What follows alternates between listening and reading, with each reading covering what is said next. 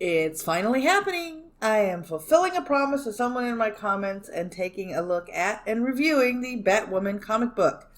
In truth, I had already started making notes a while back before I started doing my live shows on Twitch, but shelved the notes due to my schedule being upside down. You see, I would turn the show into clips and then upload them, adding to my workload, and that quickly pushed everything to a back burner, and the notes gathered dust in the notebook in which I had written them. Many moons later, and many schedule changes later, the news streams are gone, and I have more time to make edited content like this.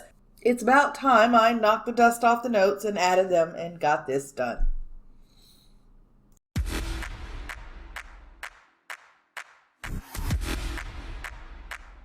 So, we start with our foray into this property by reviewing the books by Greg Rucka of Wonder Woman fame and J.H. Williams, whose claim to fame is Sandman Overture. I need to make this perfectly clear. This is a representation of issues 854 to 863, and even though it's obvious, I do not own the license to any of the intellectual property about to be shown. Contrary to what many people may say, her first appearance was in July of 1956 in Detective Comics, issue number 233. She didn't peek her head back up until 2009 with Elegy and 10 issues of her own comic. Issues 854 to 863 are about her origins and the investigation of the religion of crime, led by a woman named Alice. Alice wishes to turn Gotham into her version of Wonderland. However, according to this summary, there's a lot more to it. I'm getting off track here. The cover has a nice watercolor feel to it. I like how it draws your attention to the character. After 3 dynamic pages of credits, we get an introduction by Rachel Maddow.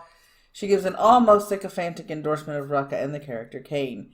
It becomes apparent Rucka is a novelist in the prelude. He vividly describes why the famous 3 left, and by the famous 3, I mean Wonder Woman, Batman, and Supes.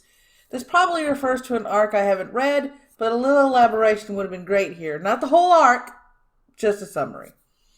He goes on to describe how Kate lived in Bruce's shadow and how their zeal and want for justice are similar. He tells us how she is different instead of showing us.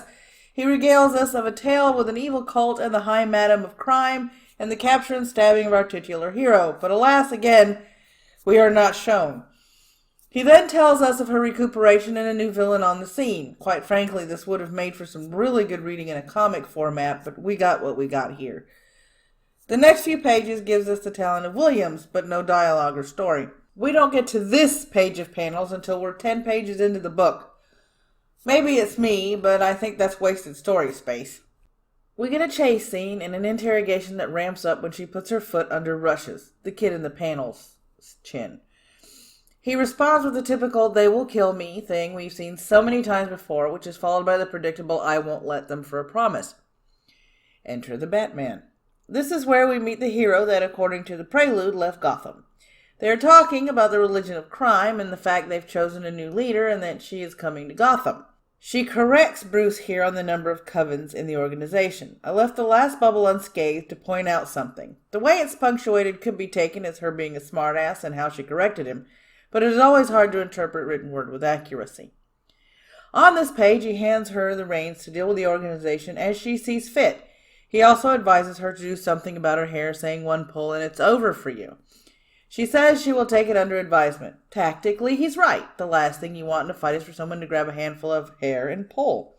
At that point, it's either go with where they're pulling you and get punched or kicked, or let them pull your hair out. Either way, the ending is not pleasant. After that, she goes home. This exchange to me depicts them as equals. This is a good thing. Batman respects her, and you can see it in the dialogue. It cuts from that to a look into her love life. I have no problems with this in the least. The following panels show the hard time she's having balancing relationships and her secret identity. Her partner in this exchange accuses her of cheating. This can be seen 2 ways. 1, this could be enforcing the stereotype that homosexuals cannot be faithful. 2, she's been late to breakfast dates in the past and is now being accused of cheating because she looks like she has not slept. This is typical of any relationship and is not limited to homosexual ones. Looking past the lesbian relationship, one can sympathize with both the now ex and Kate. It would be hard to believe anyone who is constantly late to dates and then shows up looking disheveled, trying to tell you they just had a late night, especially if it is a constant problem. You can also see how Kate is struggling not to tell the person the whole truth. I say it like that due to the fact Kate didn't lie to her. Kate just didn't tell her why she was out late. In these next series of panels, we see the relationship she has with her dad, which is, contrary to the television show, a typical one. Well, if you leave out the whole he knows she's Batwoman and helps her part, it's typical. What's that? You've watched a TV show and didn't know about this? Yep, her father knows she's Batwoman and even helps her out from time to time. In this set, he is concerned that she is pushing herself too hard after being stabbed and almost dying. There's a very good exchange here between her and her dad, and both of them hugging. He gives her something to use in the field in the next panel, and you notice something else. She's not too keen on her stepmother. You see this by the way they write her correcting her father. The next couple of pages has her busting in on the hideout, and we finally get the villain reveal. Here's Alice. We get her in all her glory in center stage. I love how this layout draws your eyes to her. Can we talk about how she looks? This is a stark contrast to Batwoman. White with frills, hints of peach pop off the page and grab your attention. The only thing that ties them into one another is the dark makeup around the eyes and the blood red lipstick. Alice even speaks like she's a character from Through the Looking Glass. As a writer, I love the build-up in the first part of the compilation. They frame her as a regular person with everyday problems that happens to be a lesbian. Her Batwoman is what I would expect from the universe. I have read ahead. I couldn't help it. I couldn't put it down. I haven't been excited for a comic in years. See you in the next one.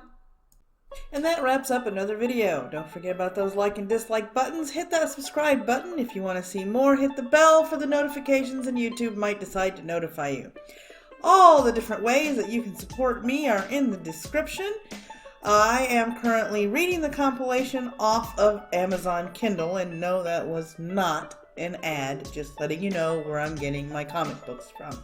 If you'd like to add to this review or just continue a conversation, that's what the comment section is for.